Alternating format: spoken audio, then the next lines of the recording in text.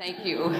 Good morning. Thank you all for coming. I'm amazed. Sunday morning, July. I love that you're here. We are all privileged to be here because you are going to hear from these warriors for reproductive health care, women's rights, etc. I could go on and on, but I'm going to let them do it.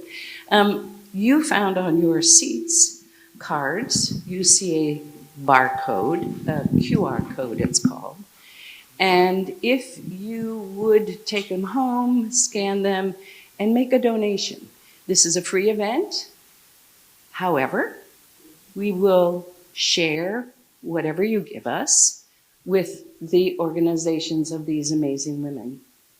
And Friends of Family Planning, I'll tell you more about us in a second. The reality is we need your help. We are doing so much here on the island.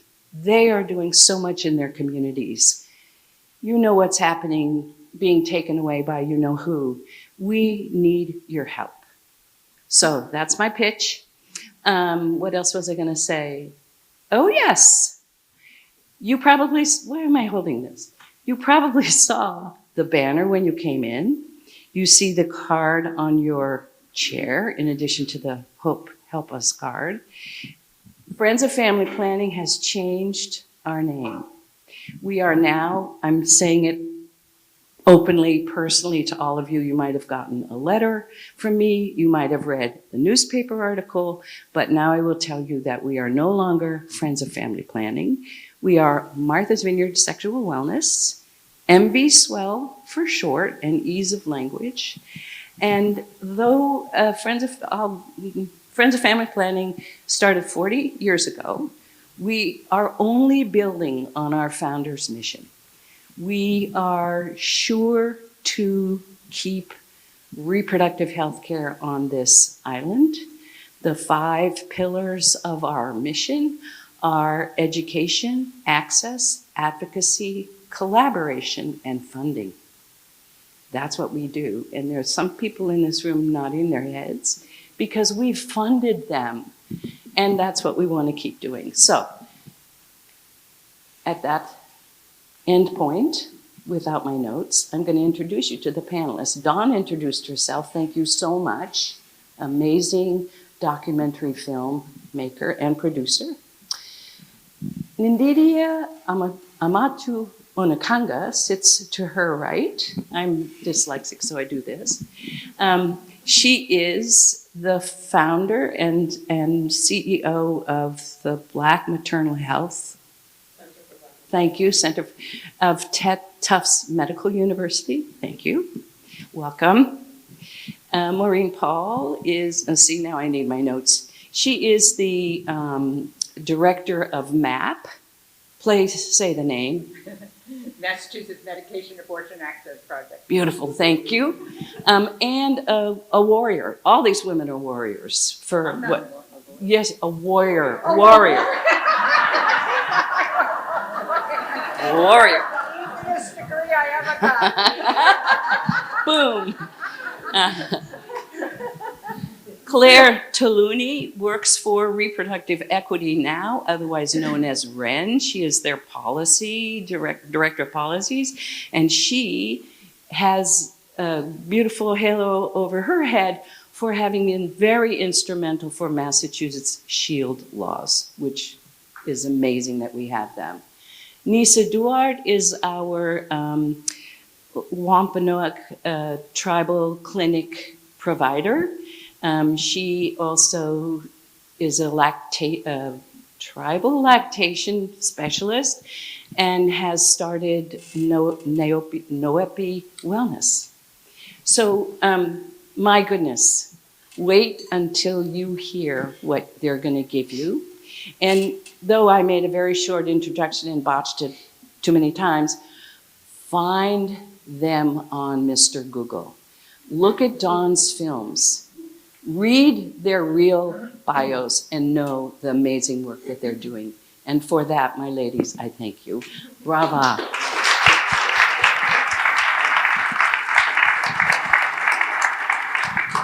All right, thanks so much. I want to start with you, Maureen. Oh, so I'll talk a little bit about the format. So we'll have a conversation here for about an hour, and then we'll have time for your questions. So if you have questions, I think the request, everybody has to silence. Yeah, I think the process is to, if you have questions, I think you'll see on your seats there are these cards. People pick them up, but if you need more, I will be running around. So yeah, maybe people can start to give cards for people. So please write your questions down, or you can abbreviate if you have a really long question, but be merciful because I have to read them. So make them concise. Maureen, I want to start with you as our physician on the panel. Can you talk about, we saw in the trailer the threats, and then almost shockingly, the Dobbs decision happens. Tell us about how the landscape, I guess tell us a little bit about your practice, and then about how the landscape of abortion access in the US has changed since the ruling of the Supreme Court that took away a woman's right to have an abortion, a federal constitutional right. Okay, so if you don't mind, just because I think our practice, I think you'll understand our practice better if we understand kind of the context of the landscape of abortion provision in the United States. And the first thing I say about that is it didn't start with Dobbs. That at the time of the Dobbs decision, there were already the Hyde Amendment, which had stripped federal funding from abortion, and there were more than 1,300 state abortion restrictions that had taken place and that were severely impacting access to abortion, especially for people with lower incomes, for young people, and for people from historically marginalized communities. So obviously Dobbs was a game changer. It took away the constitutional right to abortion for everybody. But it profoundly exacerbated these already existing inequities. 12 states in the wake of Dobbs totally banned abortion. 7 other states ban abortion at 6 weeks or 12 weeks. There's another state that bans it at 18 weeks, and then there's 20-something states that ban it later in pregnancy.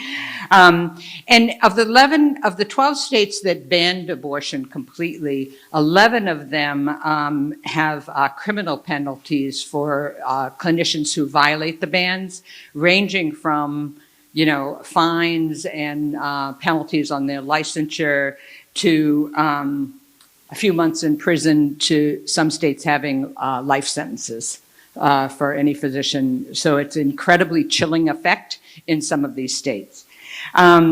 Of course, some have expanded abortion access, and I think, you're going to talk about this, Massachusetts being one of them, so I won't spend a lot of time on that, but, every time they attack, we attack back, right? The surprising thing is that in both 2023 and 2024, the 2 years, after Dobbs, the number of abortions in the United States actually increased. And so, why did that happen?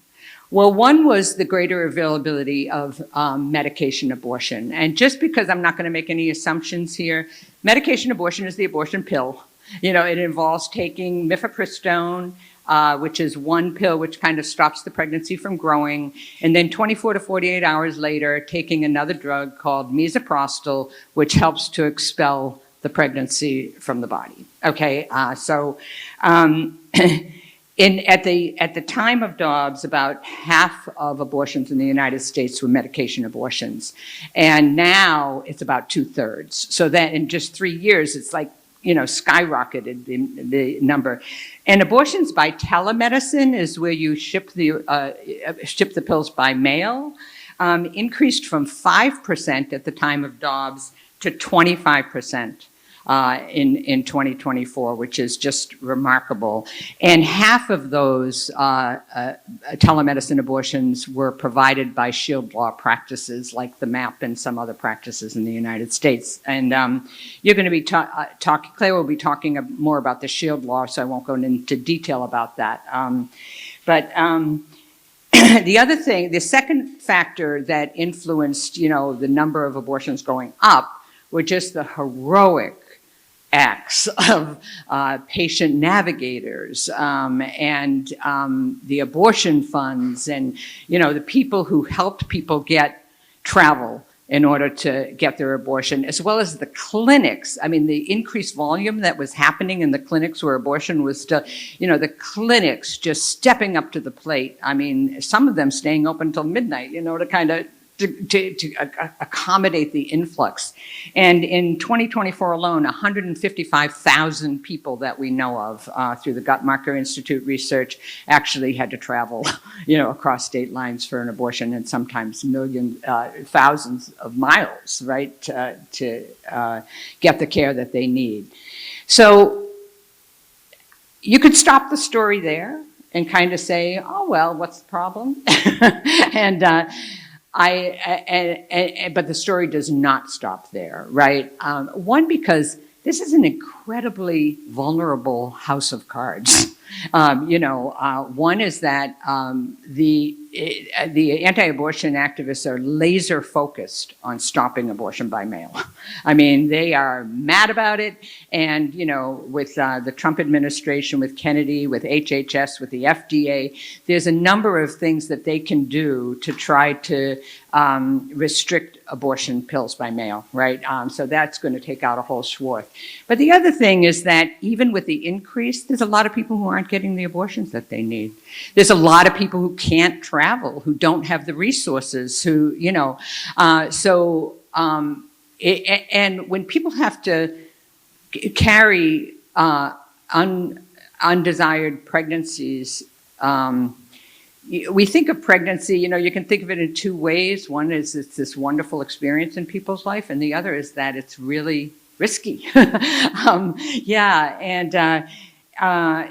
was a study called the Turnaway study that showed that that compared women who were able to get abortions and pregnant people who couldn't get the abortions that they needed and ended up having to carry the pregnancy. And it shows that those latter people were more likely to remain in poverty, to remain tethered to abusive partners, and to experience complications. So then you talk about complications, and then you realize, hey, this is not just about abortion, right?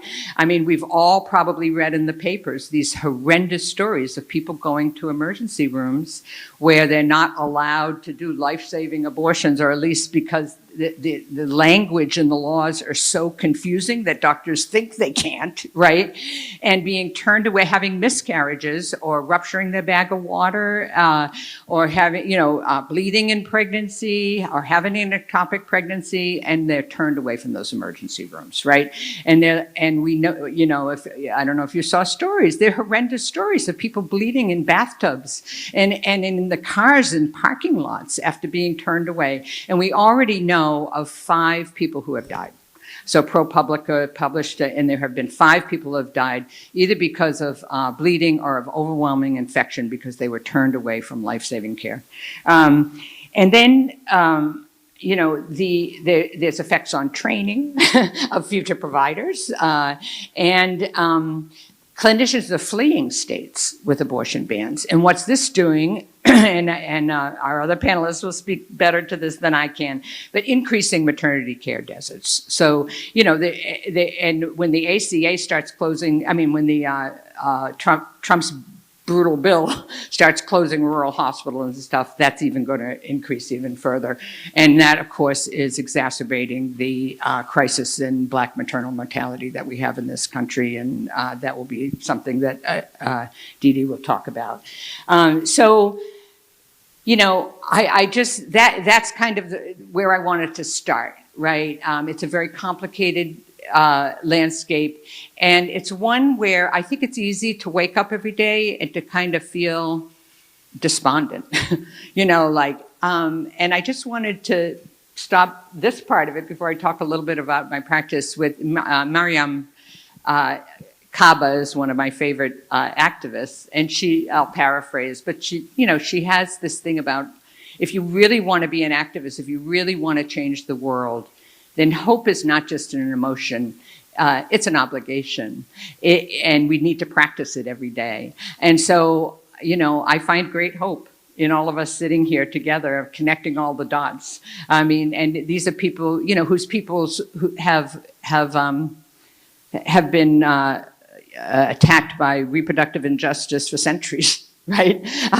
And so I feel great hope in seeing all of you here, and I just wanted to thank you for all of that. Thank you so much. I know we're going to have I do want to emphasize, I've seen firsthand the toll that this takes on providers. And so I don't want us to lightly, to take for granted what you do. And that you are here, and that you are joyful, and that you are serving patients and giving pregnant people and non-pregnant people great care. So thank you for doing that. I want to bring Claire into the conversation. Oh, should I talk about the map later then? We'll talk about the map later. Okay, yeah. All right.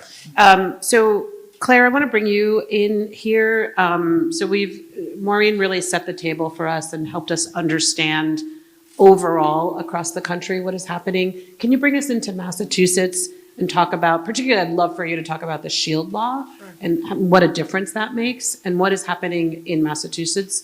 Let's start there. Sure. Hi, everybody. It's really wonderful to be here. Thank you for having us. So I'll start just even before Dobbs, just to lay the land, because I think Massachusetts did do a tremendous job recognizing that there was work that we need to do to ensure that abortion remained protected in Massachusetts if Roe v. Wade were to be overturned. And so in many ways, advocates and the legislature worked to understand and see the writing on the wall there, to see that that was coming and that it was approaching. And so in legislation that was passed at the very end of 2020 did codify the right to abortion into our state law. And I think what we at REN always focus on, and I think providers and folks here would recognize too, is that especially as we see all of these bans across the country and trap laws persist against providers, that like a legal right is not the same as an accessible one, right? And so that legislation also started to do really important work to expand access to abortion. It expanded the types of clinicians that can provide abortion care so that it's not just doctors, but also nurse practitioners, nurse midwives, physician assistants. It also started to expand access to abortion later in pregnancy. I think maybe we'll have the opportunity to talk a little bit more about that, but Maureen mentioned that there are 20 states that still have bans at a certain point in gestation. You might not think Massachusetts has an abortion ban, but we do have a restriction at 24 weeks. So it started to kind of expand access to abortion later in pregnancy. It lowered the age of consent for minors to access abortion care without parental involvement. We have more work to do there as well. If you're 16 or under, you still need parental consent to access abortion care. But it started to do a lot to, again, codify the right in Massachusetts so that we knew that abortion would remain protected if Roe fell, and start to expand access to it. And then when the Dobbs decision came down in 2022, we worked very closely and were lucky to work with a legislature that was very ready to take action in 2022 to say again that Massachusetts, with the SHIELD law, is doing everything in its power as a state government to say that whether it's the federal government or other state governments are not going to reach in and impact what we've deemed to be legally protected care here. Can you break that down a little bit? Yeah. Explain what a SHIELD law means and what it is. So our SHIELD law, again, is a number of provisions that kind of work together that are designed to, we've said, reproductive rights and access to gender affirming care too, which I think is a really important thing to acknowledge. We know that the states that are banning abortion are the same ones that are attacking particularly youth access, but access to LGBTQ healthcare and gender affirming care in particular.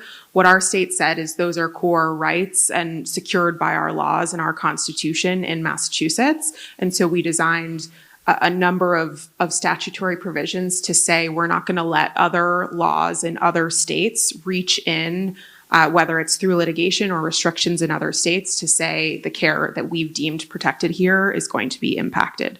So it primarily does a lot to protect providers of abortion care, of reproductive health care and gender affirming care by saying that, for example, if you're, a clinician and you are sued by somebody in a medical malpractice claim, that might have an impact on your license, right? It lives on your profile publicly. Most likely you could be disciplined in some way.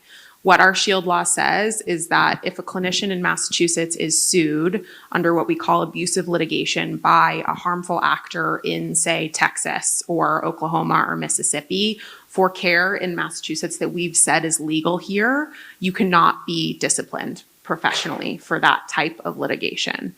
You can't have your license revoked. You can't have it ding you or discipline you in any way. We've also said that our courts are governed by Massachusetts law. So our courts will not recognize, or we put a lot of guardrails in place to make sure that they don't respond to subpoenas, requests for information about legally protected healthcare.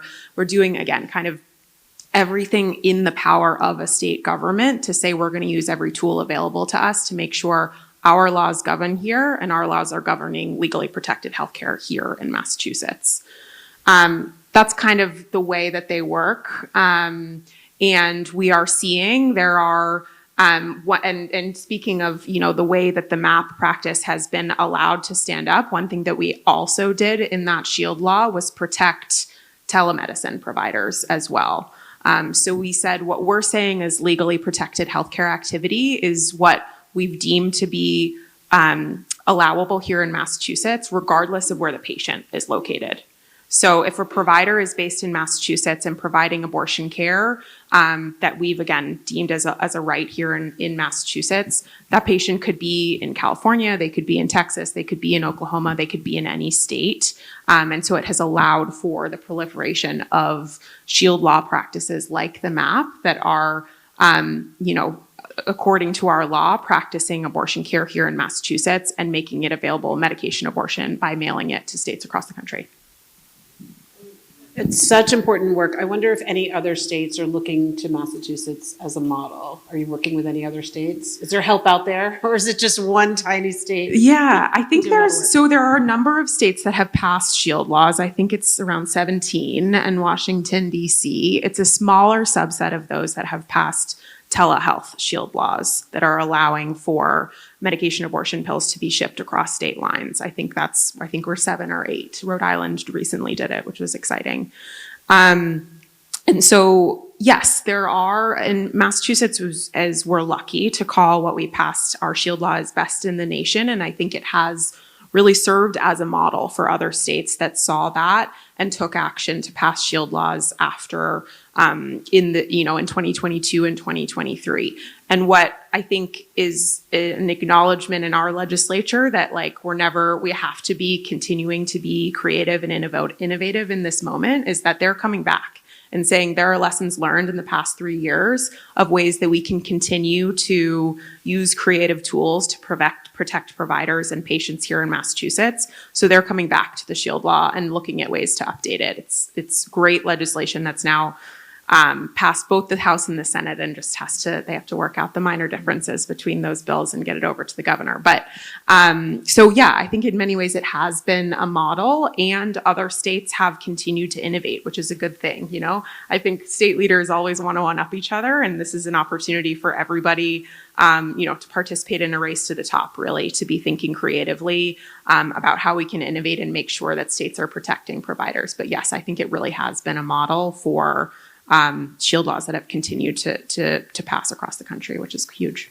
Thanks for that. So we've got a nationwide tough situation, but we do have a lot of states kind of fighting back and being innovative, but they still need to be vigilant. I want to bring us to the island now. And Nyssa, if you could give us a sense of even getting more local, so not just Massachusetts, but let's come right here to this island. First of all, could you talk about the state of abortion access on this island, and then talk about your practice and what you're seeing? So many of you probably know we don't have access right now to surgical abortion on Martha's Vineyard. That's a huge problem for all women on the island, but specifically the Wampanoag community, it's a really big deal for us to have to travel, and you all understand the logistical and financial burden it becomes having to take time off work and just planning travel alone.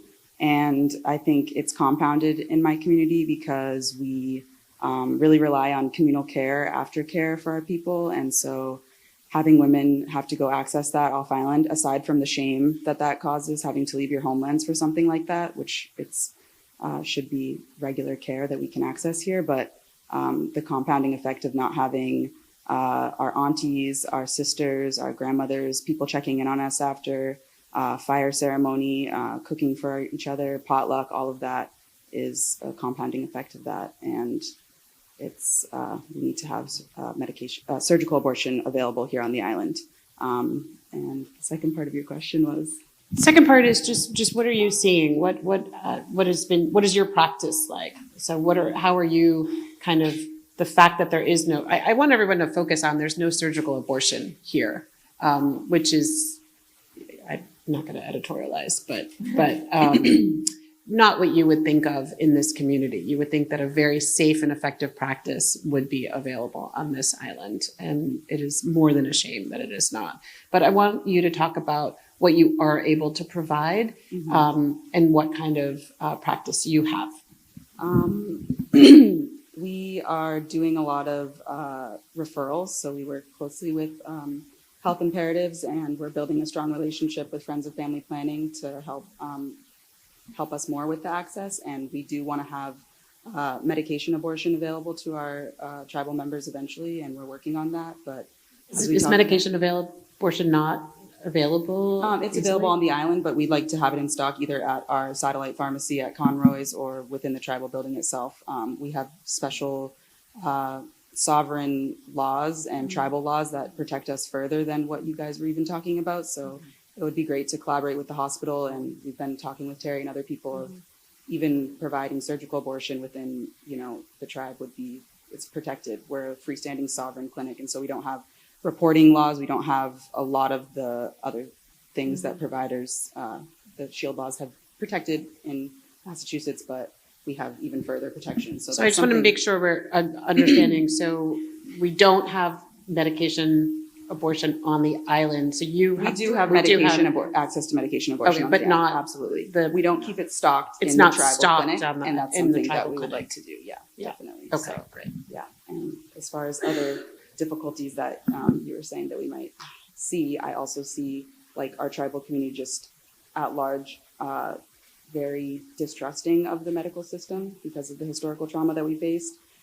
For sterilization of our women, medical testing on Indigenous and Black community, and just the removal of children from homes by state-run social service programs that disrupts lactation, breastfeeding, traditional midwifery, and those were the cornerstones to keep our rates of maternal health good, and they're not good right now. So disrupting all that, people do not trust the systems here, so the healthcare systems and other facilities, they don't want to get their care outside of the tribal clinic, and we can't provide that right now. So working with organizations to rebuild that trust and having really meaningful, genuine connections like what we're building with family planning is really important.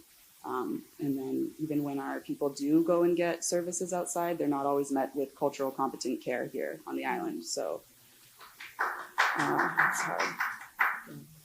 I'm curious about what brought you to your work. I worked in big hospitals on medical surgical floors in Boston, and it was soul-sucking to just see the lack of holistically treated patients. Just was really difficult for me, even, can you hear me? Just regular patients outside of women's care are not treated holistically in our healthcare system. So I just really wanted to return home and be able to take care of my people better and reconnect with the land and our medicines and all that we have here. So, yeah. Well, I think we're all really glad that you're here. But I think part of the conversation that we're having is abortion care is related to all, healthcare for people. It is a part of everyone's care practitioner. I want to bring you in, Dee, to talk about, one of the things that I saw in 2013 to 2016 when I was following practitioners of abortions in the South was I was really shocked to come into a clinic and find that most of the people we were seeing were Black and brown. And I do think that the reason why we have, from the Hyde Amendment on, is people did not care that Black and brown women were losing access. And then the things that were successful, like cutting off that access, were spread to everyone. And it's too late to stop that tidal wave. But I would love for you to talk about bringing the experience of Black and brown women and all women of color into the conversation and what you are doing in order to rectify that. Good morning, everyone. It's a real pleasure to be here. And where's Terry? I have to give Terry a special shout out. She got me to give a talk on a Sunday morning, which I never do. Her email was quite persuasive. It's a pleasure to be here. And the work that I do, so, my work is centered in an academic space. I run a research center at Tufts University and School of Medicine where I'm a full professor focusing on Black maternal health. And my research really looks at the intersection of race and gender and inequities, which are differences that's experienced by different people. Now, everything that my colleagues have said today is absolutely true and compounded for Black women. And so you're thinking about the conversation around Roe v. Wade, you're thinking about the Hyde Amendment, and you're thinking about how Black women historically and currently have been marginalized in the healthcare system. So I was smiling when Nyssa said it was soul-sucking, because I'm going to start using that to think about the hospital system and just how dangerous it can be to access care as a Black or brown birthing person. So the work that we're doing at my center, it's about 3 years old, and we do a lot of work in the community-based space. So we're an academic housed in a School of Medicine, but all of our work is community-facing. So we have a community advisory board, a CAB, that holds us accountable, that partners with us on work. Right now, our big thing is getting doulas reimbursed as providers. So a doula is a trained birthing professional. And here in Massachusetts, through the recent Momnibus, anybody familiar with the Momnibus bill that was passed last August? I was at the State House 9 months pregnant, standing next to Governor Healy. It was amazing. And my staff was like, "You're going to go into labor." I said, "Well, everybody here is a midwife or an OBGYN, so it'll be fine." And my daughter was born, I think, like 3 weeks later. So that maternal health momnibus really paved the way for Massachusetts to continue to be a national leader in the maternal health space. As part of that package of bills or suite of bills, we now have more access to certified professional midwives. Anybody here a CPM? Anybody here a CNM? Thank you for your work. So now we have access to more certified professional midwives that take a look at midwifery from the community perspective, and nurse midwives who work bedside in the hospital. Our big thing at my center right now is getting doulas reimbursed as providers. Doulas are trained birthing professionals. Anybody here a doula? Thank you for your work. Thank you, thank you, thank you. Thank you. Yes, clap it up for the doulas. Yep. I've had doulas with all 3 of my births. I mean, Mom, I have to give my mom a shout out. Mom, stand up and say hi.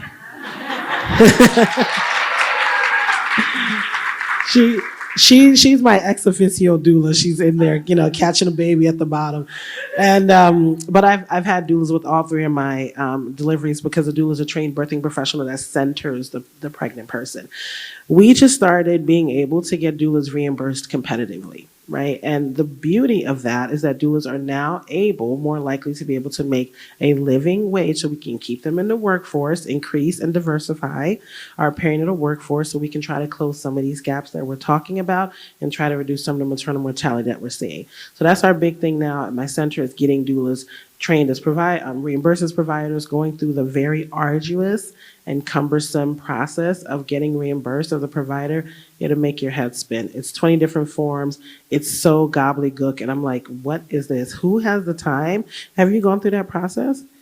Okay, so you know what I'm, it's just like, why are we asking the same thing in 3 different ways? And why are we mailing stuff to DPH? And why, it's just insane. So we've created 6 toolkits.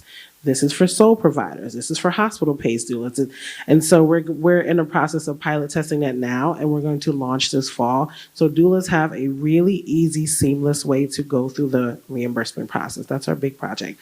And I'm happy to talk more about some of the other work we do. So I hope you're hearing some good news here today. So, despite the grim kind of landscape, we have, Didi is also a PhD, so she's a doctor of another kind. Thank you. But working within Tufts, within the medical school, which is incredibly important to have this kind of research coming out of an esteemed medical institution. So working within. We have a provider who's a rock star. She's not going anywhere.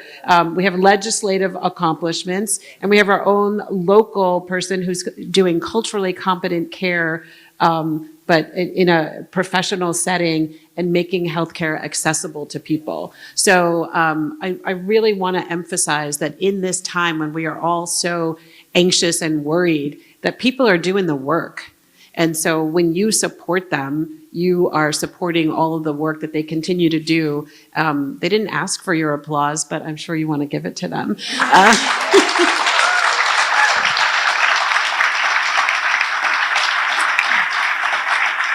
Can I please remind you to ask your questions? I really want to make this an interactive conversation. It's so rare to have people with this breadth of experience and knowledge and strategy all assembled. So please make sure to ask your questions. Maureen, I want to come back to you to talk about the medication abortion project. And can you explain? We're going to continue the good news. It's all good. It's all fine. We're going to be fine. Can you? Yeah, okay, thank you for that. So I just wanted to spend a few minutes telling you about the MAP. I'm the medical director for the MAP. Susan is our community organizer, Susan Yano here. And we launched on International Safe Abortion Day, which was September 28th, 2023, after Massachusetts had passed the SHIELD law. So we became a Massachusetts SHIELD law practice, which means that we have all those protections that Claire talked about. And in addition, as part of the deal, we follow all Massachusetts regulations regarding telemedicine and medical practice. So we are considered an integral part of the healthcare system in Massachusetts, which is pretty awesome. Since we are what we call an asynchronous telemedicine abortion service. So some of you may have known from COVID, you started to have video conferences with, instead of going in person. That's called synchronous telemedicine. But asynchronous is when people basically apply for the pills online. So it's incredibly convenient. You come home from work, you put your kids to bed, and then you can apply for your abortion pills at the MAP or other places.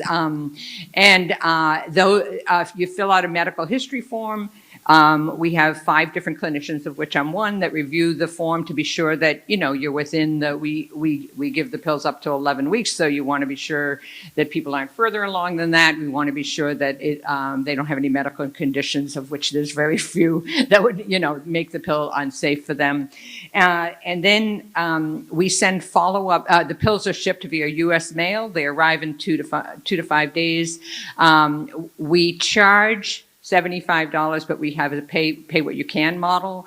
A third of our patients pay $5 or less.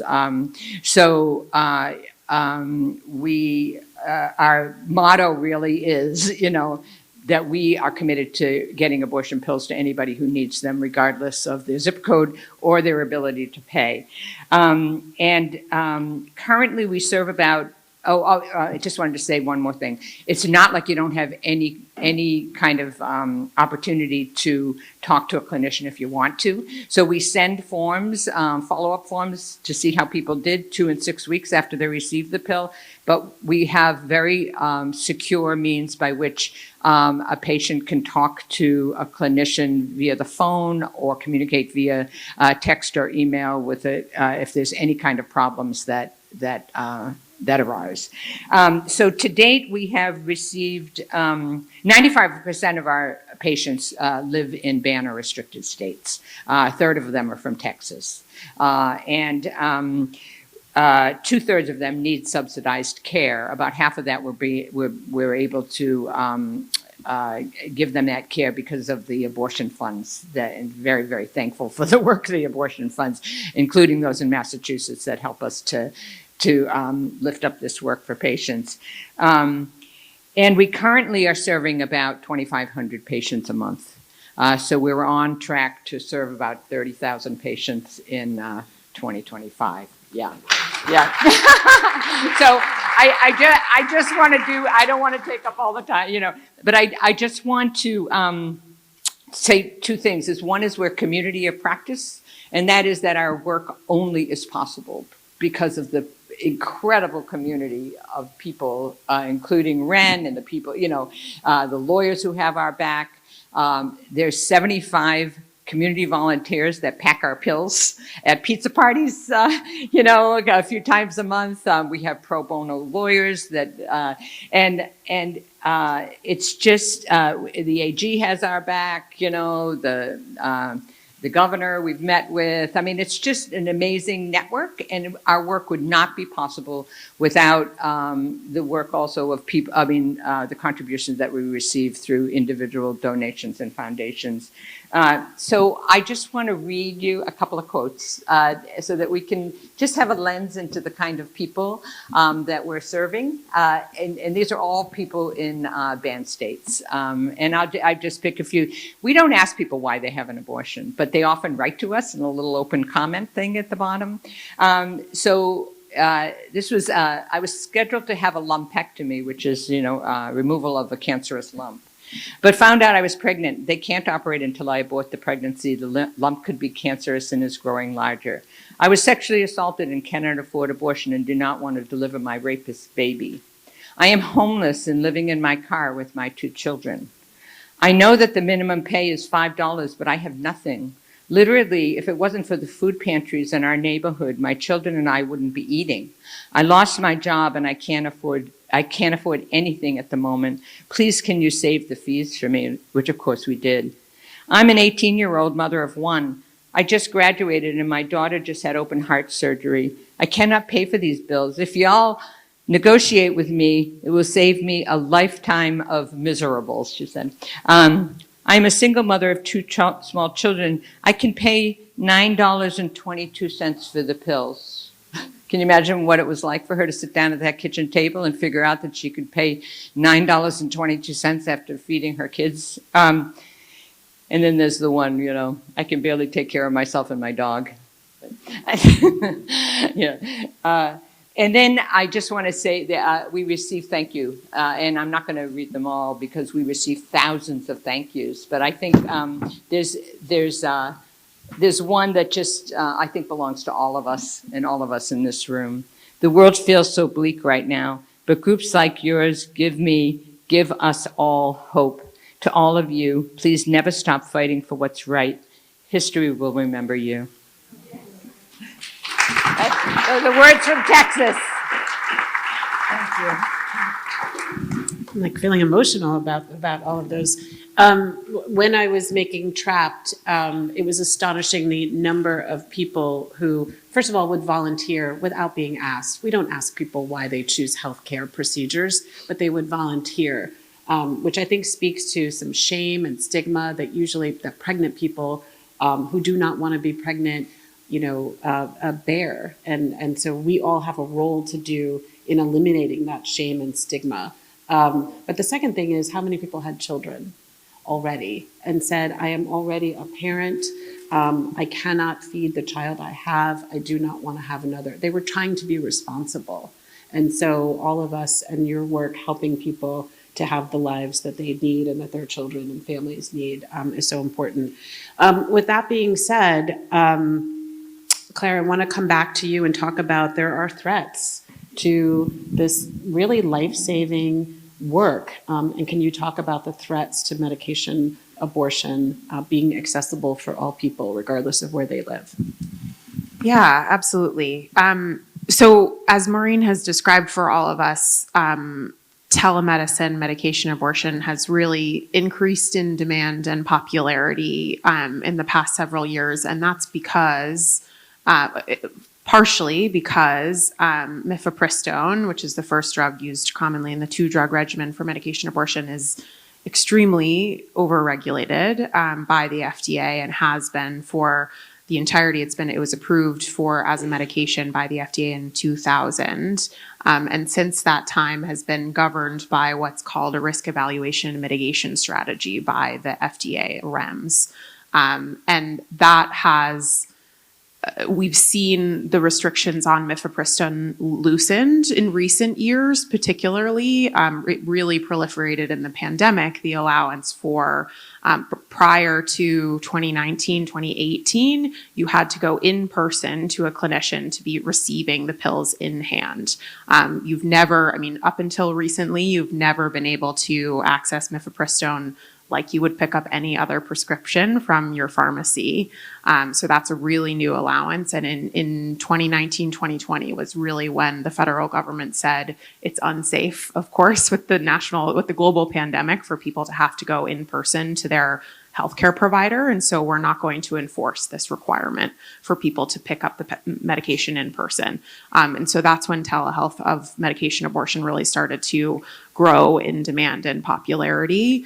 And in 2021, I believe the FDA officially loosened that restriction to make sure that people don't have to go in person. But there have been iterations of requirements from the FDA that have required 3 in-person visits to receive a medication abortion. They've extended the duration of gestation through which you can prescribe medication abortion. It was previously only up until 7 weeks, and now, as Maureen described, it's through 11 weeks of pregnancy. But so there are various challenges in the courts that we have seen to the FDA's approval of mifepristone, and essentially what they're trying to do is, despite its over 2 decades of safe and effective delivery of abortion care to people, millions of people in the United States, they are trying to challenge the fact that it's a safe and effective medication, and reintroduce those restrictions on medication and mifepristone specifically. So if, there are new restrictions imposed on mifepristone, we could see the prohibition on mailing medication abortion pills to patients, regardless of whether it's in state or across state lines. That would be obviously a huge hit to the care that the MAP is doing, and to the popularity of medication abortion and telemedicine abortion. I think it's 20% of all medication abortion care is provided via telemedicine. And as Maureen said, nearly 2/3, definitely over 60% of all abortion care is medication abortion care. So they want to restrict the mailing of mifepristone to via telehealth.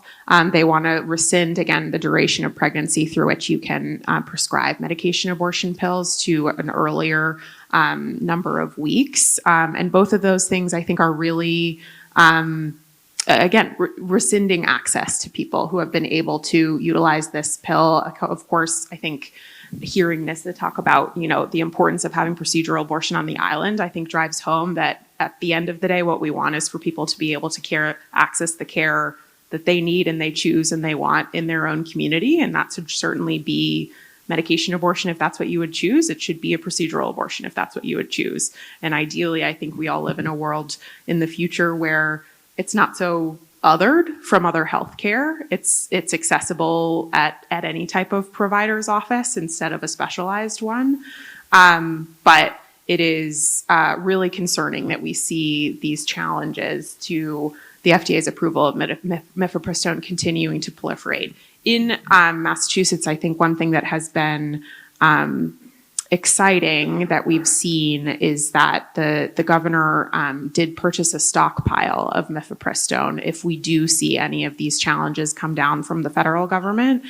So that means that we have, I think, almost 2 years worth of doses of mifepristone available and kind of ready to disseminate to providers should those restrictions come through, and is, again, I think, an acknowledgement of our state leaders being really conscious of the need to protect patients and providers in every way that we can, and kind of be ready to hit the ground running if and when we see these threats come to fruition. I want to, in our last kind of 20 minutes of this part of the conversation, I want to ask each of you, what is the need that you have? What's the greatest need that you have? How can people help you? What do you want to leave here, making sure that people know about your practice, your work? What do you need? Tell us what you need. So why don't we start with you, Nyssa? I think this is really broad, but what we need most on the island is a return to matriarchy, and that includes the word for woman in Wampanoag is actually matamwasas, which means one with the final say. So body sovereignty is not new to us in Wampanoag community, and I think continuing the sexual wellness programming that we've started at the tribe, and that includes the fertility awareness method being taught really, really young, much younger than anything that they're doing at the high school here right now, is preparing our children to be really in touch with their bodies very early on. It's changing the stigma that we talked about here today, and it's revitalizing connection to our bodies as our cultural practice, because abortion is not just a medical decision for Wampanoag people and for a lot of Black, Brown, and Indigenous peoples. It's a cultural practice, actually, and it's sacred on our land. And so changing our mindsets around it starts with that for me. I think that's the most important thing I want to see here on the island and beyond. Dr. Didi?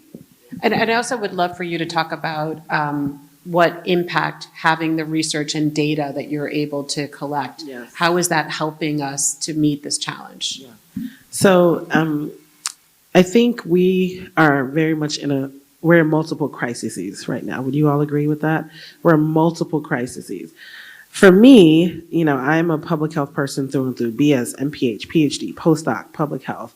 I have never seen our public health infrastructure in complete obliteration like it is right now.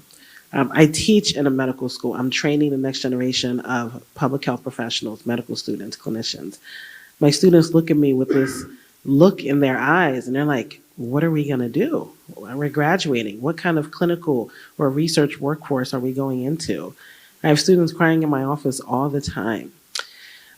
Two data pieces that are particularly troubling for me. So nationally, we would collect data on PRAMS. Anybody heard of PRAMS? Pregnancy Risk Assessment and Monitoring and Surveillance System. It's a national data system. All states opt into it. It gives you baseline data on pregnancy, well-being, maternal and child health indicators. If you were to go to the CDC's website, first of all, the entire division that manages that at CDC, these are colleagues of mine, are completely, unemployed, furloughed, TBD. They're on the moon. They're not working, right? This thing has completely upended our public health infrastructure. So we have no idea what's happening nationally. Here in Massachusetts, we're still doing a pretty decent job of collecting and maintaining data. I sit on our state's MMRC, which is a Maternal Mortality Review Committee. We review every case of maternal death in the Commonwealth. And so for us to be able to, we just lost our CDC designee. Okay, that entire division has been obliterated. So we're losing mounds and mounds of critical data. And for me as a researcher, this is what I use to make programmatic decisions. When I get a call from the governor's office, the AG's office, Senator Markey, Liz Miranda, they call me all the time because I'm the research hub, right? This is what we do in my shop. And I have to tell them, right, either the data is unavailable, it's frozen, you have to request it, the request goes unanswered. So what I need now in this moment is a new way of thinking about the collection of data. So I was recently approached, hopefully it gets some teeth. And the last thing I'll say about data piece, you guys, this will make you smile in a really cynical and sad way.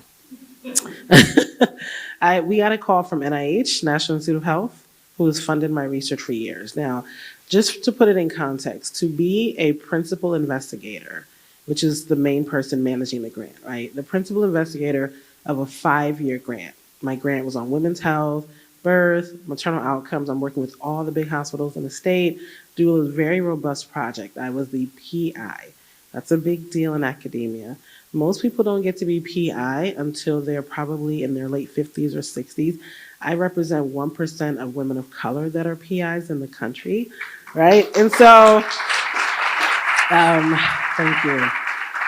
So I got this PI working with DPH and BU and my institution, all these institutions. We've been working together for 5 years. And the impact we are having is tremendous, right? We're looking, how do we interrupt maternal outcomes for somebody that had an adverse pregnancy, and then we're looking at them, following them. They show up in the ED, they show up in observation. How do you really save that person's life in the inter-pregnancy period? I got a call from our project officer at NIH, and she said, I need to speak with you urgently. I was going to give another talk in Tampa. I said, can we schedule this when I get back? She said, nope, I need you today. I was already annoyed. I don't like being summoned, and I already knew what she was calling for. The only person that can summon me is my mother, and she's sitting right here, okay? When she summons me, I get on that train to New Jersey. And so I jump on the call with the project officer, and she said, you have 48 hours. I need you to scrub your entire grant of any language that says pregnancy, Black, underserved, DEI, marginalized, minoritized. And I had my staff on the phone. My staff turns off their camera. She's crying. My postdoc is crying. I am fuming angry. The project officer didn't even have her camera on, right? So not even the respect of like, she never turned the camera on. So she said, you have 48 hours. I need you to scrub your entire grant, or we're going to freeze all your money. I have people's salaries on there, right? That's how academia works. You pay your salary through your grants. Students, trainees, postdocs, 48 hours. My team has not slept since last Friday, right? Scrubbing, and then we submit it. And then she's like, oh, you missed a word on page 14. It's 300 pages, you guys. 300 pages, right? The duress, the stress. So we finally just submitted it. I think we passed her test. We have no barometer. We have no idea what's going to happen now. That was Friday, 2 days ago. And so what I need now is an influx of funding. The federal government is finished for the research that I'm doing. I think you guys would agree. CDC, NIH, HRSA, all these federal agencies that have funded researchers like me, they're done. They're cooked right now. So we need alternate streams of funding. I'm looking at foundation. I'm looking in the couch cushion to figure Like out. how much? Yeah, well, I need $1 million by June 30th. That's like just to keep my doors open and to maintain my staff and to train my students. I have 35 amazing students from around the country, social work, nursing, public health, medicine, who are training under me to go penetrate these disciplines with this reproductive justice framework. For me to be able to give them a stipend, to send them to a conference, to get them trained, to pay my staff, I need $1 million by 6:30. So that's where we are, right? I have never, ever been this. I love what you said about hope. I almost started crying. I've never been this angry, this despondent, this fired up, and frankly, as a leader, this stressed. Because people are looking at me for answers, and I don't have answers, right? I have never been spoken to in that way from an NIH project officer. They work for us, you guys. They're civil servants. NIH is taxpayer money. I have never been spoken to in that way. So that's the state of our country, and that's what I need right now. I'm pretty pissed off. I'm also pretty committed, frankly, kissing the babies. I mean, we're on like this tour, right? I told my staff, I said, listen, the only thing we're doing this year is trying to keep our doors open and to be able to keep our mission front and center. I do not want us to be watered down. I do not want us to be oppressed. I do not want us to be censored. The only way you can do that is when you bring your own money in. Then the university kind of looks the other way and lets you do what you want to do. When they're funding you, they pull the strings. That's how the game works. So that's what I need. All right.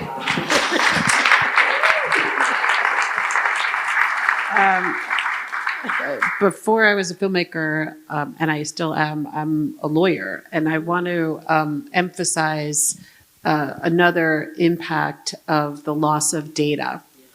Lawsuits are based on data. And if we do not have the underlying, when a judge evaluates whether there's a rational reason for a particular law or statute or procedure or process, you look for the data. And if that data does not exist, it's hard for a lawyer or a judge to justify certain actions. So this is destabilizing, the thing that we're all talking about, the courts. This takes away another ability of the courts to protect our rights. So that's an unintended consequence. All right, Maureen. Yeah. What do you need? I got a couple of things. It's so hard, though. There's so much so many worthy things. But I would say first of all, I want to thank all of you for the work that you're doing to bring just and equitable care here to Martha's Vineyard and to Massachusetts, because I think we all, working in the state is just something that's really important, because Massachusetts is such a beacon in terms of this kind at this dark time. But also one of the reasons that it's a beacon is because it serves people who are in banned and restricted states, right? And it's one of the few states that can do that. So as the map, we can only serve people who know about us. So the first thing I would say is, if you're going to Texas, if you have family in Texas, if you have family in any state in which there's a ban, we have stickers to put in bathrooms. We have things to put on toll booths. We've got all kinds of things about, to let people know that we exist. And so we're really serious. And Susan's the one that has a lot of materials that she can send. If your child or grandchild is traveling to Louisiana or Alabama, Florida, Georgia, you name it, we'd love to get the word out. So, and that gives us our legitimacy as well, right? I mean, and that's important. And of course, the other thing is I've already talked about, and that is that it takes us $75 to get pills out the door, to cover all of our, the cost of the pills and we subsidized 2/3 of people in order to be able to really receive those pills, right? So our deficit is about $50,000 a month. That has to do with, us in terms of what we need to subsidize, and about half of that we raise through abortion funds. The rest of it we depend on individual donations, some grants that we have and whatever. But, it's just every single pack of pills that we can get into the hands of someone who needs it is just really critical. And we all know that the ability to, control your fertility is kind of central to everything else in your life, right? And so, it really is life-saving in more ways than one. So thank you. Thank you. Claire. I would say, and I'm not sure this is something this group needs practice in, but I need everyone to say the word abortion. I think one of the most powerful things that we can do to try to remove some of the stigma that's been forced upon this healthcare is to talk about it. And it's really meaningful for all of us to become that trusted leader within your own network, within your own community, that people know that they can go to talk about this, and to talk about questions they might have about seeking abortion care, to understand where they can go. I think that's what I need everyone to do. We have a lot of resources that Reproductive Equity Now works to maintain to help people understand in New England where you can seek trusted care. But similar to what Maureen was saying, I think the more that we talk about it, the more people understand what their options are and who they can go to for help and who they can have trusted conversations with. And so I think that's a really big part, again, of educating our communities and removing some of this stigma that has been imposed on and othered and exceptionalized abortion care for so long. And a huge piece of that is also understanding where people shouldn't go, right? Where is not a trusted provider. And we didn't talk too much today about anti-abortion centers or crisis pregnancy centers, but they outnumber legitimate providers in New England 3-1. And it's really important that people don't go there to seek care because it can be harmful, and they often deploy deceptive practices to ultimately dissuade people from seeking abortion care. So we also have a guidebook. We brought a few copies if people want to take a look, but we have a guidebook on our website all about anti-abortion centers and how to avoid them and instead find trusted care, and also how to educate within your own community about those. So I would say have conversations in your communities about this care and make sure that people know that you're someone that wants to talk about it and welcomes those conversations. That's so, so important. So thank you. There's a lot of literature outside on the tables, and even if this is a very educated audience about this topic, so a little bit we're preaching to the choir here, but what you can do is bring this material home, put it in your kitchen. Let like the pregnant person or the person who's worried about being pregnant explore on their own in private. And then maybe they know that you're a trusted person. I also want to emphasize about the crisis pregnancy centers.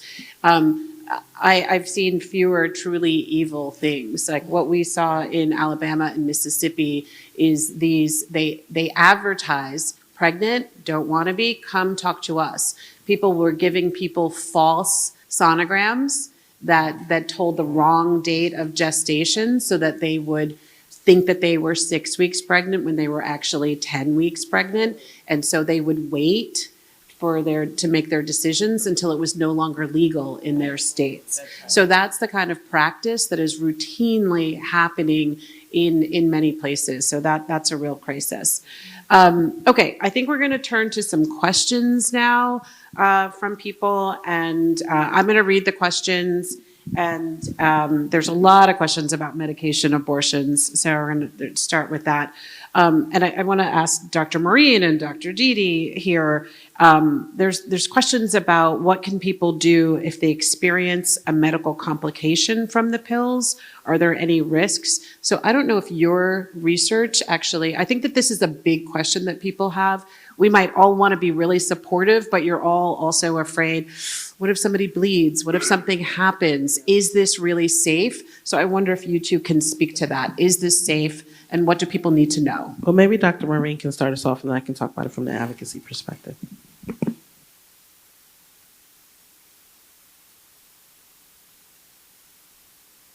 So, She really took that microphone. I know. The pills are safe. I don't know. I mean, the pills are probably one of the most studied, medical processes in all of medicine. Even before mifepristone was approved by the FDA in 2000, it's already been 25 years that we have it here in the United States. It was used in France and millions of women in Europe. And, we have decades and decades and decades of experience. We have proof that asynchronous telemedicine, like mailing pills, there's already great research that says that it's just as safe as in-person care. There is no question. It's a point of vulnerability. What is not safe is to try to get decent care for a problem. I mean, serious problems like a hemorrhage that might, like bleeding heavy enough that you need a transfusion, less than 1 in 1,000 people who take it. I mean, we're talking those numbers, but we take care at the MAP of people who have complications. Mostly it's bleeding, and they try to go into an emergency room, and they get horrendous care in places like Texas and so forth. So part of what we do is we follow them, and we contact our own trusted providers and try to channel people into getting care. But it's almost like case management, in order to get people. So the bottom line for me is the pills are safe. Seeking care in banned states, I'm not so sure about that. There's also a question about surgical abortion complications. And I acknowledge this question, and this is not to shame I'm so glad that this question was asked.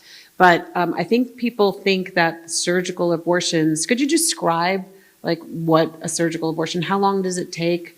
What's the recovery, et cetera? Because I think there's a lot of misinformation, and if people haven't had the procedure or haven't been to a clinic, I know I had misconceptions before I went to a clinic, so maybe you could speak about that as well. Sure.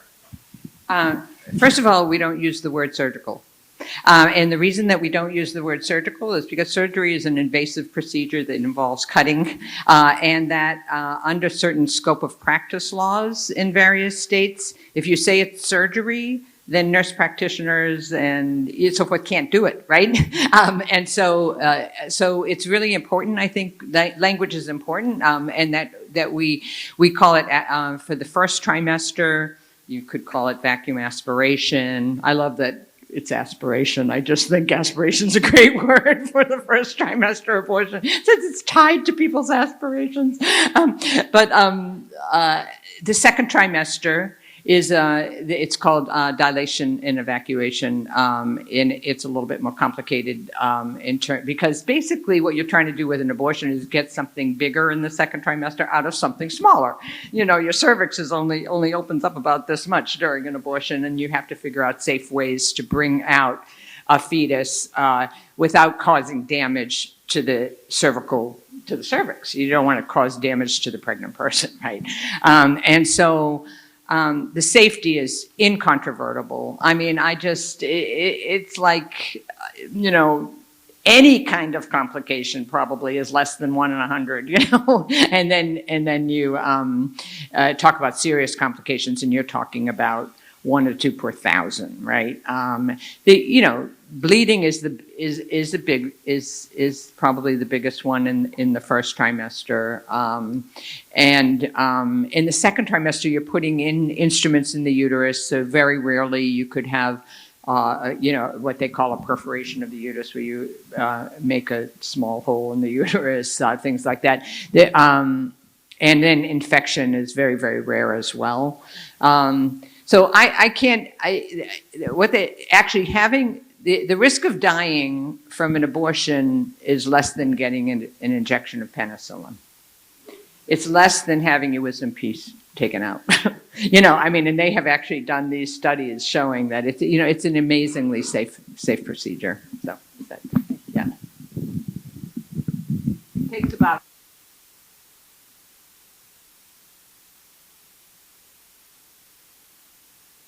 10 to 20%. So. Well, the only thing I would add to that is that for women of color and other marginalized communities, I think developing trusted relationships is really the biggest way to mitigate complications. And that really is a hard thing to do when you're coming from a historical distrust. Nyssa spoke about it. In the tribal community, it's really pervasive in our healthcare system. So as providers, as consumers of the healthcare system, building those relationships is the only way to really get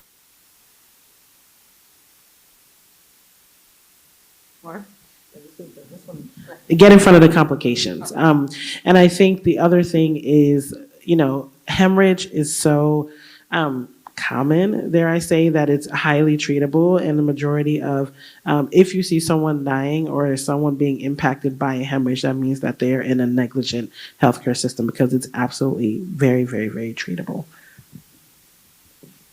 So this question is about mailing medication abortion. So if you're mailing from one state to another, that's interstate commerce.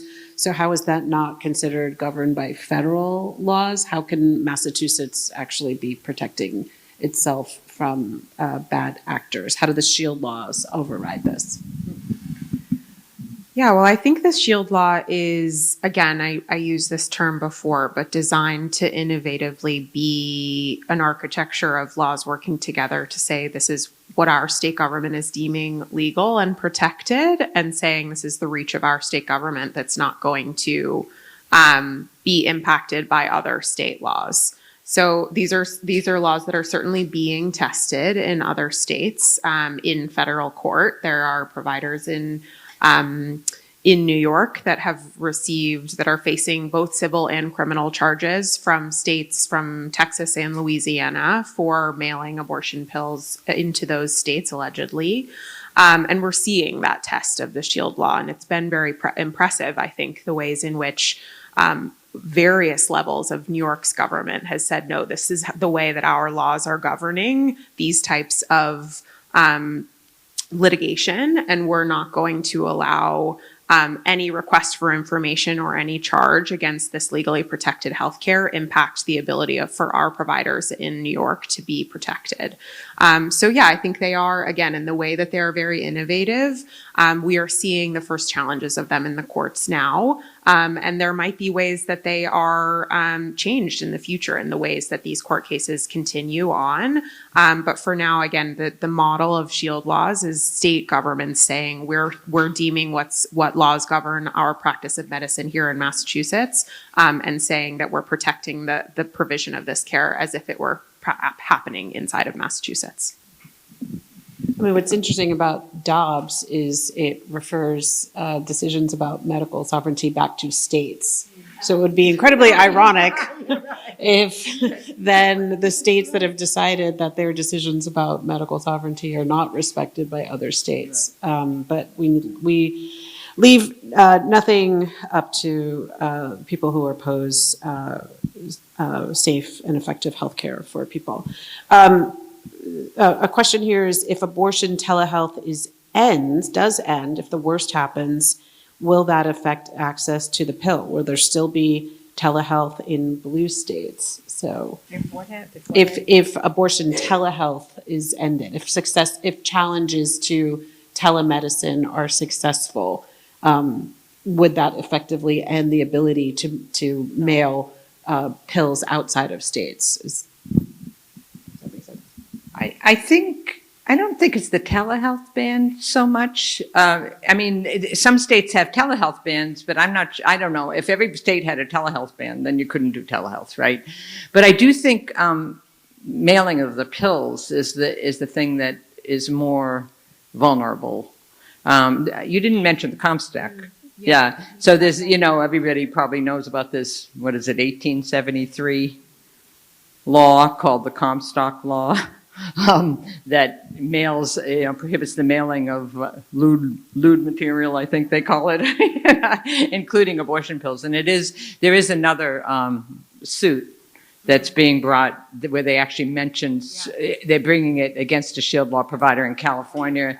They're bringing it in federal court and they're mentioning Comstock. And so the fact that they're mentioning Comstock and they're going to put it in federal court and bring it up to it can make its way to the Supreme Court. So, and we all know what happens there. So, but anyway, I mean, obviously, if there's some kind of national prohibitions against telehealth, then we can't do telehealth.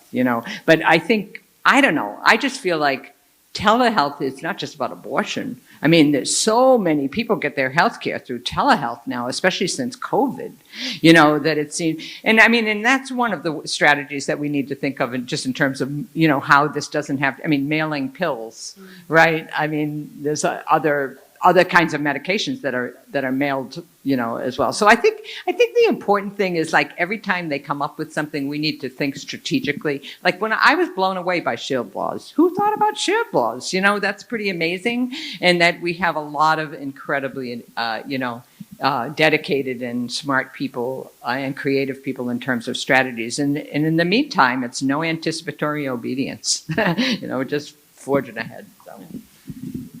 This question is, I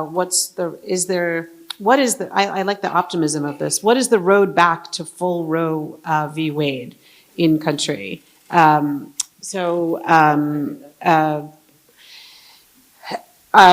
couple of years ago, I did a series about the Supreme Court, helpfully found on Paramount Plus and Showtime, should you want to tune in. And one of the episodes is about the abortion decisions and the road to Roe, and then the road afterwards. So one thing you all should know is Roe v. Wade was incredibly not controversial. It was 7-2, with Nixon-appointed judges joining in the majority and saying that this was a federally protected constitutional right to privacy. This Supreme Court upended decades of precedents in order to overturn Roe. So we do not see any road to coming back to a Roe v. Wade kind of decision with this current court.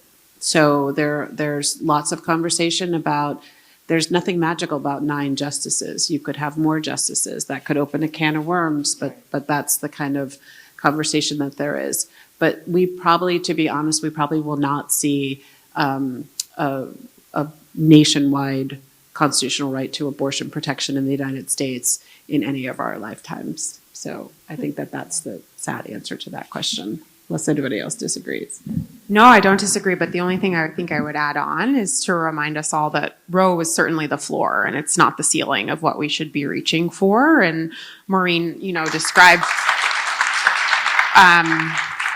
when she started us off in saying that there were thousands of restrictions already, targeted restrictions of abortion providers, restrictions in states that were already impacting the ability for already marginalized communities to access care. We have a tremendous amount of work to do even in Massachusetts to make sure that there's access to abortion care in every community and throughout pregnancy and for young people. And so I think that as we think about what it means, this is really the moment for states to be working towards expanding access. That's, purportedly what, as Don said, Dobbs said to do, is hand these decisions back to the states. And so I think we have a real obligation to be building an even better vision of how people access reproductive health care in their own communities than they ever could previously. This question is about, again, about telemedicine. Any experience that there's fear of privacy, that people are afraid to access telemedicine for fear that, I guess, they'll be found out that they're, and can you talk about that?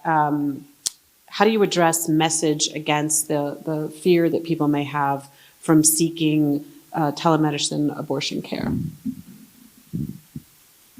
That's a big question. I can tell you from the map, I can feel fear come out of my computer sometimes in terms of, a lot of people say I'm terrified because I live in a state that, and a lot of people don't understand the laws and whether in fact it's legal in their state or not, whether they can actually be held accountable. There's just a lot of confusion.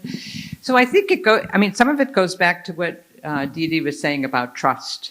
About building trust. And I think when I used the word legitimacy, I think maybe what I really meant was trust, because it's pretty petrifying to be sitting in Texas and it's hard enough to go to the doctor when you know who the doctor is.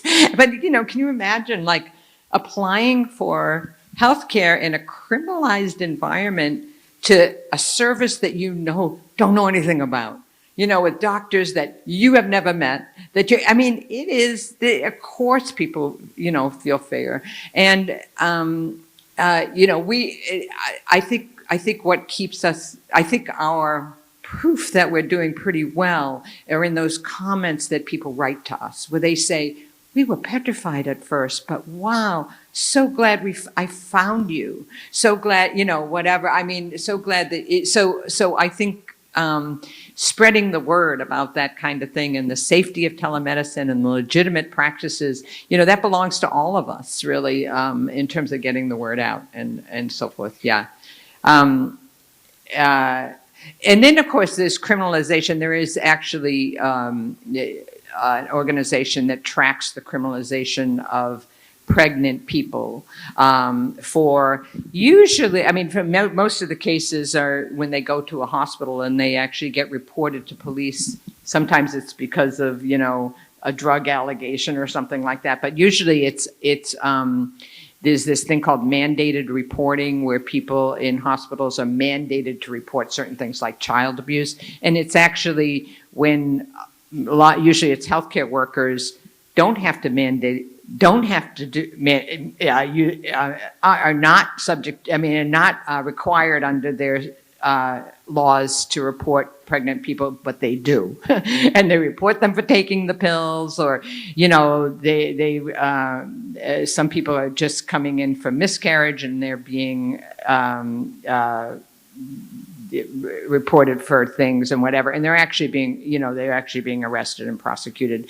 It's not that many people yet, I mean, over a number of years, there's, I don't remember the statistics off the top of my head, but certainly, criminalization. I'm not a lawyer, so some of it is like, I don't even want to begin to, in terms of, usually like under Roe, the pregnant person, before Roe, the pregnant person wasn't usually criminalized, right? They often they might go for the providers, but I think, and I'm not a lawyer, and maybe you could speak to this, John, there's more risk that both the pregnant person and the provider can be criminalized in a post-jobs world. Would you agree with that? Yeah, absolutely. I mean, the antis are coming at this from both sides. Right. And so if you criminalize behavior of the practitioner, that's, the trap laws and all the rest of it started. Nyssa, I want to bring you into this. I'm wondering about the education that you're doing in your community, and if you think that there's lessons to be learned from what you're doing into other communities. So how are you educating, young pregnant and non-pregnant people? I'm just curious if you could talk a little bit more about that. That's this question. I started a teen sexual wellness. Well, we're not calling it teen anymore because we're starting it at 9. And we were talking actually last night at the circle with our hosts from Sweden and just about their model. And I watched this really amazing documentary about how they start sexual education in like kindergarten. And that's not just about sex, but it's about attachment styles. It's about all these other things that go into building strong adults that are confident in their bodies, confident in making their decisions. So that's the model that I'm looking at, and looking pre-colonization, prior to the settler culture that we're in now, what our communities look like, and showing them what a communal care model can look like. And I think that ties into what you guys were all talking about. I really want to see the return of a communal care model. And we talked about rematriation, and we talk about that in even the sexual wellness class. It's just all connected. So there's many things that we talk about and go over, but rematriation should be and needs to be the center of reproductive justice, because you can't remove people from their land and expect to have better health outcomes. All the work that all of these women are doing is absolutely amazing, but having space for Wampanoag people to create the healing spaces that we're talking about today and recenter the communal care model requires our land returns. So that's all part of it.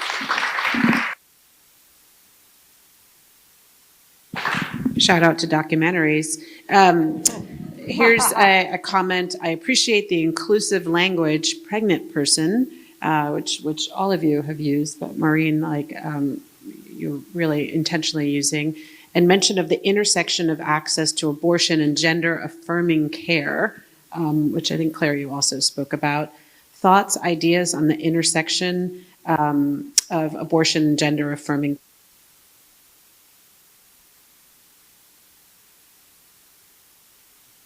Yeah, I'm done. Okay. I think acknowledging the intersection in the ways in which we're protecting patients and providers is really important. They're both, examples of extremely stigmatized and othered care, and care that's, as I mentioned before, being targeted by the same groups, right? The states that are banning abortion, if you look at a map, it's the same states that are banning access to gender-affirming care. So I think Massachusetts and other states have done a good job of acknowledging that as we are protecting care within our Commonwealth, we're acknowledging that it's reproductive health care and care that allows people to secure their own decisions about their body and their own bodily autonomy, and that means gender-affirming care as well. I think maybe I'll take a moment just to share what some of the updated legislation is that Massachusetts is considering, because it is really comprehensive. It's taking a look at data collection with regard to reproductive health care and gender affirming care, and making sure that no personally identifying information or disaggregated data can be shared or disclosed from people who are collecting it. Didi mentioned that the state collects a tremendous amount of data. We do abortion surveillance, and that informs our public health infrastructure and can be used for really important things. But we also want to make sure that none of that information, particularly identifying information, can get into the hands of bad actors. So that's a really important piece. We talked about privacy and people feeling fear about telemedicine.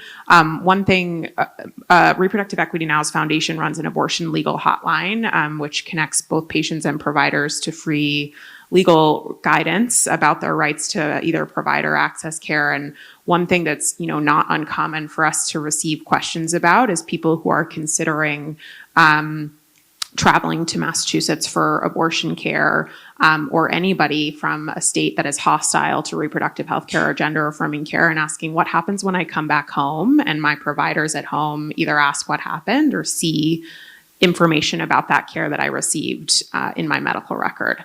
And so another thing that's really important that this legislation contemplates is putting some guardrails in place and firewalls and who has access to our online medical records. Electronic medical records and the interoperability of them has been a huge way to expand access to care. And also, as we kind of contend with this idea that there are so many people looking to use that information in nefarious ways, we have to be thinking about how we protect who can see it, and put some guardrails in place to make sure that patients have the ability to affirmatively consent to who can and can't see information about reproductive health care or gender affirming care. So I think those are just two pieces that, again, the legislature has been very proactive in understanding that the threats to both of these types of care are very interconnected. And again, all about a campaign of control and stripping away bodily autonomy. And so we should be intentional about protecting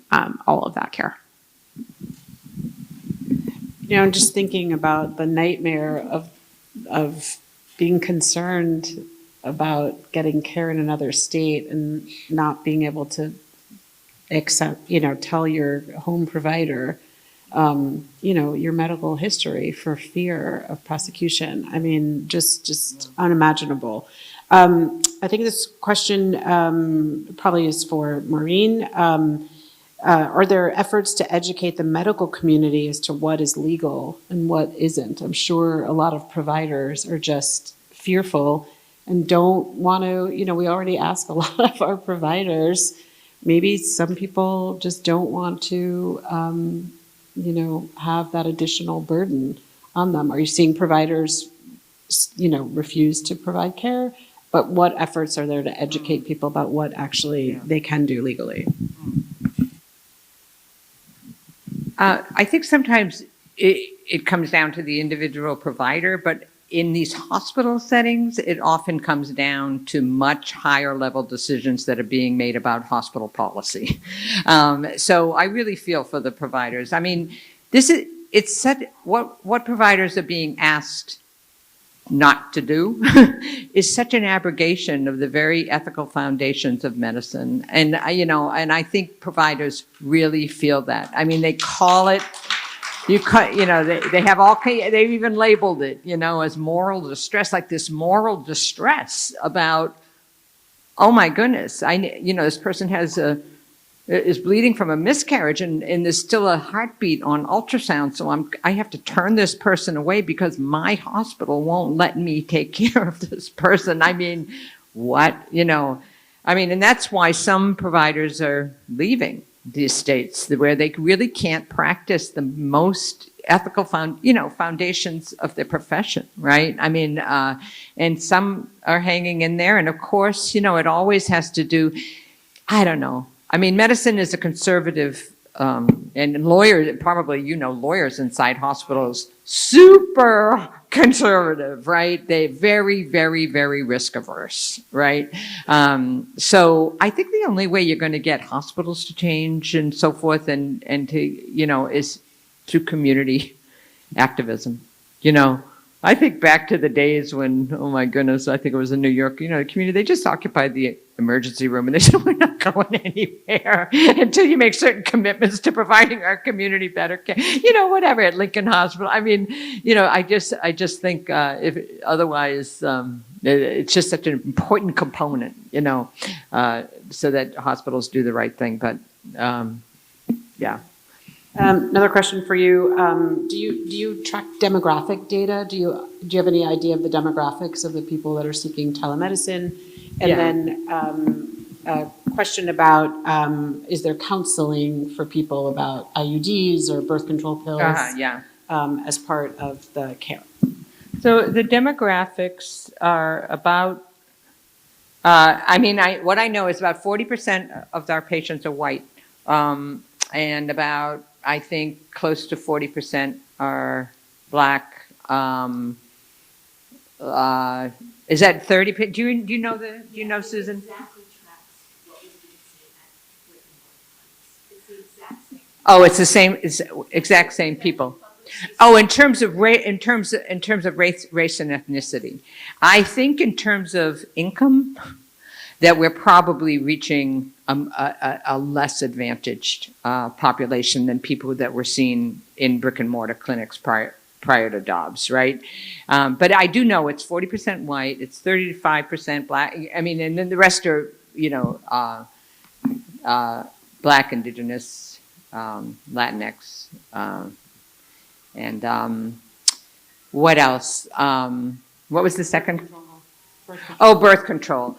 So we decided, we made a very conscious decision that there was no way we could handle both getting the abortion pills out and providing a whole birth control service. It was just impossible. So when we send out the boxes, we have information about birth control in the boxes so that people have referrals to, and if people have questions about birth control, like say, when should I start the pill after, we definitely have instructions about that, and we have, of course, they can talk to a clinician about that.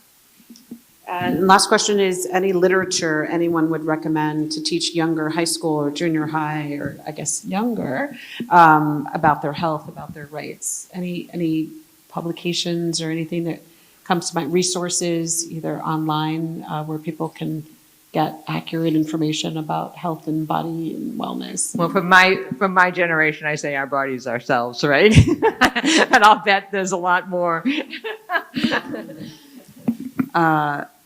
Taking Charge of Your Fertility. I'm not sure the author, but the newest edition is really good for fertility awareness. And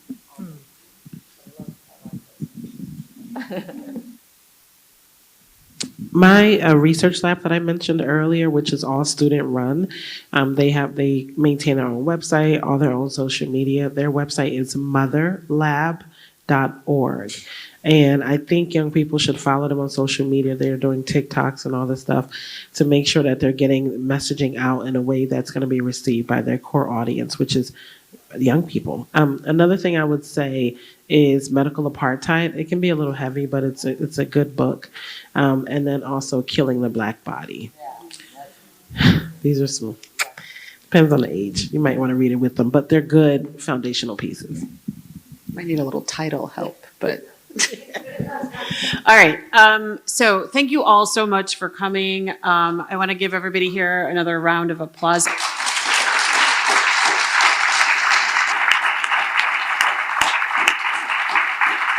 Good afternoon, everyone. Can you hear me? Okay. My name is Rob Gallibois. I'm the district attorney for the Cape and the Islands, and I want to start off by certainly saying thank you to this incredible panel for taking the time today. And like yourself, Doctor, for me to get up at 5 in the morning on a Sunday to commute here for about 90 seconds worth of comment, I would only do that for Terry Young and Emmett and MV Swell. So incredibly informative, and thank you so much. I think I might bring just a little bit of a different perspective, so I appreciate this time to speak from the criminal arena. So when the Dobbs decision came down in June of 2022, I was a candidate for this particular job. About 2 days after the decision, I stood on the Village Green in Falmouth and declared and pledged that if I was elected district attorney, I would never prosecute a woman for obtaining an abortion, nor would I prosecute medical staff for providing the services. Now, thank you. Fully acknowledging that was in the abstract at the time. I was merely a candidate. And Biden was in the White House, and mifepristone was not available on the Cape or Martha's Vineyard or Nantucket. When I got sworn, I won, and I got sworn in January 2023, I was asked to sign a petition by Fair and Just Prosecution, national organization. Every DA was asked to sign. There are 11. I signed, basically reaffirming my pledge that I would never prosecute either a woman for obtaining or medical staff. There are 11 district attorneys. 4 have signed. So at the end of this, I'm going to have an ask. What role does the DA play in all of this? It's been mentioned here that the state of Louisiana indicted a doctor from New York. Now that we provide the services through the offering of mifepristone, which I believe here in Martha's Vineyard is in Vineyard Haven, I think, Health Imperatives, and the hospital too. Hypothetically, if a physician, here provided that prescription and Louisiana found out and they wanted to bring criminal charges, their subpoenas for medical staff, for medical records, is worthless unless the local district attorney, i.e. me, takes that paperwork, that subpoena, walks it into Dukes County Superior Court in Edgartown with one of my prosecutors, gets my Superior Court judge to endorse it, then it's effective. So I've reaffirmed that I would never cooperate and otherwise participate in the prosecution of a woman or medical staff. Here's my ask, and I've been doing this since I came into office. I said there are 4 DAs. I'm the only one south of Boston that has signed this petition. My colleagues, Plymouth County and Bristol County, did not sign it. I've been going around primarily, admittedly, to indivisible groups. I'm sure a lot of folks here are familiar with indivisible. With this ask, and I'm asking all of you because each of you have your own particular networks. Please reach out to folks, particularly in southern states, to let them know, because if you're down in Louisiana, you probably think of Massachusetts, through all the hard work that's being done here, as an abortion-friendly state. However, it's up to the individual district attorney as to whether or not they're going to cooperate with that out-of-state prosecution. So my ask is, please tap into your network to keep spreading the word. I really appreciate my 3 minutes. Thank you.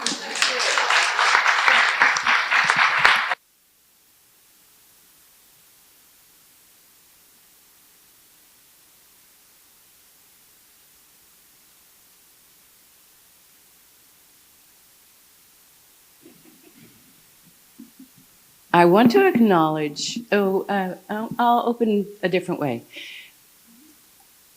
We invited someone from the hospital. I spoke with Dan Passion. Both he and Denise are on vacation. He promised to have someone here, but I don't see them, whoever that person was to be. I will share with you in this conversation with Dan that our hospital has just started providing surgical abortions. And I learned not to say surgical, but I didn't remember what better to say. Thank you very much. They have, as part of MGB, joined the system-wide requirement to provide up to 10 weeks. It's a start. It's finally happened. We are not finished. Encouraging them to extend that opportunity. 10 weeks is really early, but at least it will help some people from needing to travel off island. The other thing I wanted to say is a year ago, there were a group of women who came to me to say, help us create this community event. Would you please, Terry Young? And I said, sure, what is it? And here we are, 1 year later. look what we've done. Look who we have been able to bring to the island, to our brains and our hearts with what we all know we want to make sure is what more people know. So we had a registration, we had to close it. This was to have been a full room. I'm picking up on Maureen. I don't have stickers, but when you go home to your neighbors, to your friends, whether you're on Martha's Vineyard, Chilmark, Edgartown, wherever else you go, tell them about what you learned today. Tell them about what these organizations do and need. Another thing I want to do, and you're next, but is to tell you that MV Swell, we have an abortion reimbursement program, also vasectomy. That is one way we use the funds that you all are going to donate. We also are working with the school system. I have 3 teachers back there. We're going to work it out, trying to support what are their needs for better curriculum, better education, sexual wellness in all of our island schools. We also have a fund for certification in reproductive health care. Doulas, we're paying for their training, etc. There's a lot of work we do, and it's really important, and we're not finished. Then last, absolutely last, before you go away, well, no, 2. 1, I want to acknowledge my team.